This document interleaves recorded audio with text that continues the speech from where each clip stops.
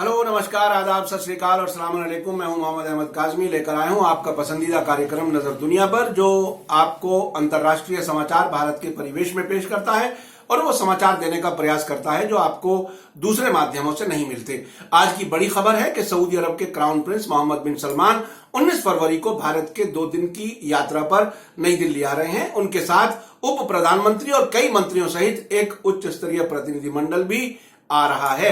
नई दिल्ली में विदेश मंत्रालय द्वारा मंगलवार को जारी प्रेस रिलीज के मुताबिक सऊदी अरब के शहजादे मोहम्मद बिन सलमान राष्ट्रपति रामनाथ कोविंद और उपराष्ट्रपति वेंकैया नायडू से मुलाकात करेंगे और प्रधानमंत्री नरेंद्र मोदी के साथ आपसी संबंधों और सहयोग पर विस्तृत बातचीत करेंगे। ये यात्रा अप्रैल 2016 में प्रधानमंत्री नरेंद्र मोदी की सऊदी अरब की यात्रा के बाद हो रही है, जिसके दौरान दोनों देश रणनीतिक साझेदारी को और बढ़ाने पर सहमत हुए थे। मोहम्मद बिन सलमान की भारत यात्रा ऐसे समय में हो रही है जबकि इजराइल के प्रधानमंत्री बेंजामिन नेतन्याहू भी भारत आने वाले थे, परंतु संयुक्त अरब इमारात के दी नेशन की रिपोर्ट के अनुसार शायद वो अभी भारत नहीं आ रहे, क्योंकि इजराइल और भारत दोनों देशों में जनरल इलेक्शन नजदीक हैं। अभी तक भारत के विदेश मंत्रालय ने इस बारे में कोई अंतिम घोषणा नहीं की है। 31 जनवरी को बताया गया था कि कार्यक्रम अभी तक तय नहीं हो पाया है। रियाद से छपने वाले सऊदी गजट समाचार पत्र की बुधवार को छपी रिपोर्ट में कहा गया है कि मंगलवार को रियाद में हुई कैबिनेट मीटिंग में क्राउन प्रिंस मोहम्मद बिन सलमान को सऊदी भारतीय सर्वोच्च समन्वय परिषद की स्थापना के लिए एक समझौते पर हस्ताक्षर करने के लिए अधिकार दिया गया है। इसके अलावा संबंधित मंत्री को भारत सरकार के साथ भारतीय राष्ट्रीय निवेश और इंफ्रास्ट्रक्चर फंड में निवेश के लिए सहमति पत्र पर हस्ताक्षर करने के लिए ऑथराइज किया है और इसके अलावा आपसी निवेशों को बढ़ावा देने और उनकी रक्षा के लिए भी एक और समझौता किया जाएगा। सऊदी कैबिनेट ने अपने सूचना मंत्री और रेडियो और टेलीविजन के क्षेत्र में सहयोग के लिए भारत के ऑल इंडिया रेडियो और दूरदर्शन के साथ समझौते पर हस्ताक्षर करने के लिए भी अधिकृत किया है, यानी उन्हें अधिकार दिया है। सऊदी पर्यटन और राष्ट्रीय धरोहर आयोग के बोर्ड के हेड को भारत की टूरिज्म मिनिस्ट्री के साथ सहयोग के लिए एक मेमोरेंडम ऑफ अंडरस्टैंडिंग पर हस्ताक्षर करने के लिए भी कहा गया है। नई दिल्ली में विदेश मंत्रालय की प्रेस रिलीज के अनुसार भारत और सऊदी अरब के बीच ऐतिहासिक रूप से करीबी और मैत्रीपूर्ण संबंध रहे हैं। हाल के वर्षों में ऊर्जा, सुरक्षा, व्यापार और निवेश, बुनियादी ढांचा, रक्षा और सुरक्षा के क्षेत्र में भी सहयोग बढ़ा है। 2017-18 के दौरान दोनों देशों के बीच व्यापार 27.48 अरब अमेरिकी डॉलर था, जिससे सऊदी अरब हमारा चौथा सबसे बड़ा व्यापारिक भागीदार बन गया है। सऊदी अरब भारत को लगभग 20% कच्चे तेल की आपूर्ति करके हमारी ऊर्जा सुरक्षा जरूरतों में महत्वपूर्ण योगदान देता है। हाल ही में संयुक्त अरब इमारात और सऊदी अरब ने रत्नागिरी रिफाइनरी और पेट्रोकेमिकल प्रोजेक्ट के लिए 44 अरब डॉलर के जॉइंट वेंचर में प्रवेश किया है। प्रधानमंत्री नरेंद्र मोदी और सऊदी क्राउन प्रिंस मोहम्मद बिन सलमान के बीच पिछले साल नवंबर में अर्जेंटीना की राजधानी ब्यूनस आयर्स में हुए G20 शिखर सम्मेलन में हुई थी।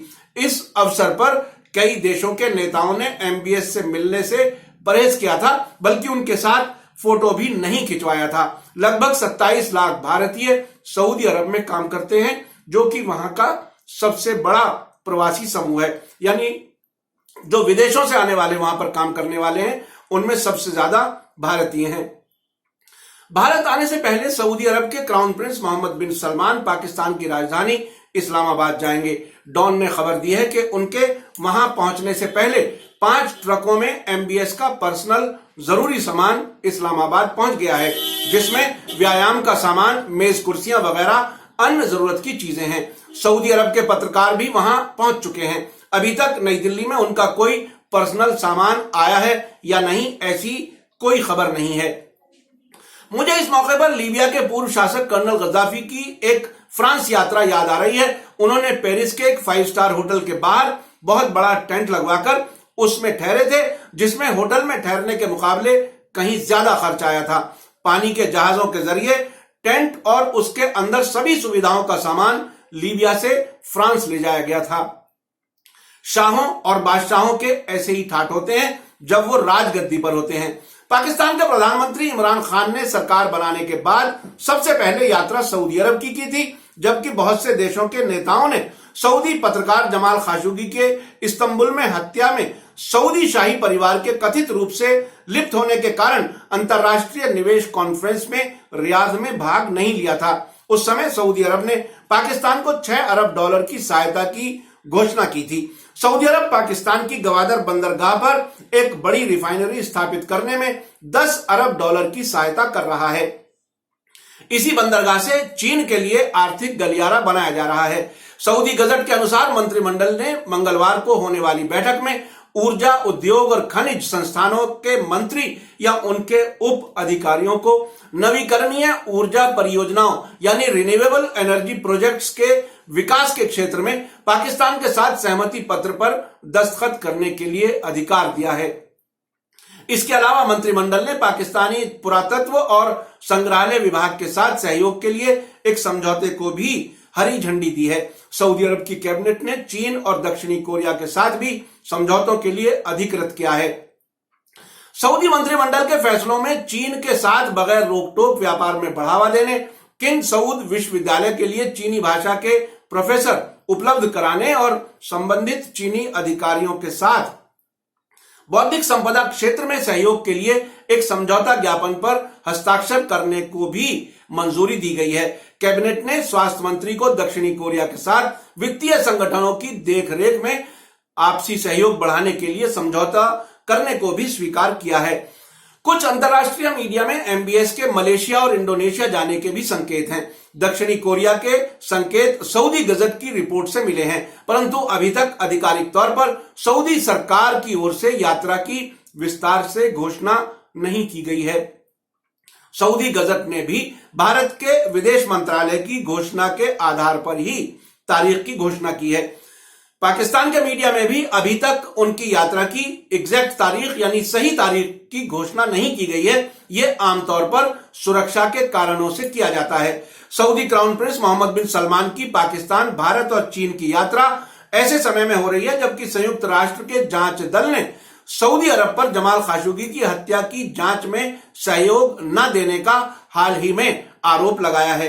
ये जांच दल, जो कि पिछले दिनों तुर्की के शहर इस्तांबुल में था, उसे सऊदी अरब ने अपने वाणिज्य दूतावास में जाने की अनुमति नहीं दी और न ही उन्हें जांच के सिलसिले में सऊदी अरब आने दिया।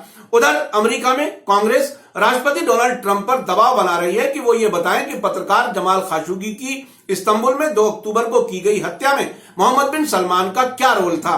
डोनाल्ड ट्रंप किसी भी हाल में सऊदी अरब से संबंधों को खराब करना नहीं चाहते। उनका कहना है कि वे 450 अरब डॉलर की डील को नहीं छोड़ सकते, वरना ये डील चीन और रूस के हाथ में चली जाएगी। अमेरिका की खुफिया एजेंसी सीआईए का कहना है कि जमाल खाशोगी की हत्या का इतना बड़ा फैसला क्राउन प्रिंस मोहम्मद बिन सलमान की सहमति के बिना संभव नहीं है। पिछले दिनों ऐसी टेलीफोन रिकॉर्डिंग भी सामने आई है जिसमें कथित रूप से एमबीएस ने खाशोगी को गोली मारने की बात कही थी। अब तक सऊदी अरब का कहना है कि जमाल खाशोगी की हत्या की जांच जारी है। ये काम कुछ दुष्ट लोगों ने स्वयं किया था, यानी उनका कहना है कि एमबीएस से उन्होंने सहमति नहीं ली थी। अब तक 11 लोगों को हत्या का दोषी ठहराया जा चुका है और सरकार ने 5 दोषियों को मृत्युदंड देने की सिफारिश की है। सऊदी अरब का आरोप है कि तुर्की जांच में सहयोग नहीं कर रहा, जबकि तुर्की का कहना है कि उसके पास हत्या के दौरान की ऑडियो रिकॉर्डिंग मौजूद है जो उसने अमेरिका और यूरोपीय देशों के साथ साझा की है। वही रिकॉर्डिंग संयुक्त राष्ट्र के जांच दल को भी सुनाई गई है। कुछ अंतर्राष्ट्रीय राजनीतिक जानकारों का कहना है कि एमबीएस खाशोगी की हत्या के बाद अपनी एक्सेप्टेंस यानी स्वीकृति बढ़ाने के लिए विदेशों की यात्राएं कर रहे हैं। खासतौर पर उन देशों की यात्रा कर रहे हैं जो मित्र देश हैं और उनमें निवेश यानी इन्वेस्टमेंट का लालच भी दे रहे हैं, जो उन्होंने पाकिस्तान में दिया और भारत को भी दे रहे हैं। आने वाले समय बताएगा कि वो जो कुछ वो वादा करेंगे वो पूरा भी होगा या नहीं। आपको मेरा कार्यक्रम कैसा लगा कमेंट में जरूर लिखें। अगर आपने अभी तक media star world YouTube channel को सब्सक्राइब ना किया हो तो वीडियो के नीचे लाल रंग से लिखे सब्सक्राइब को क्लिक करें और तुरंत बाद नजर आने वाली घंटी के आइकन को क्लिक करें ताकि हमारी हर नई वीडियो की सूचना आप तक फौरन पहुंच सके। आप हमें फेसबुक, ट्विटर और इंस्टाग्राम पर भी फॉलो कर सकते हैं। इसी के साथ मुझे दीजिए इजाजत। धन्यवाद, शुक्रिया। जय भारत, जय हिंद।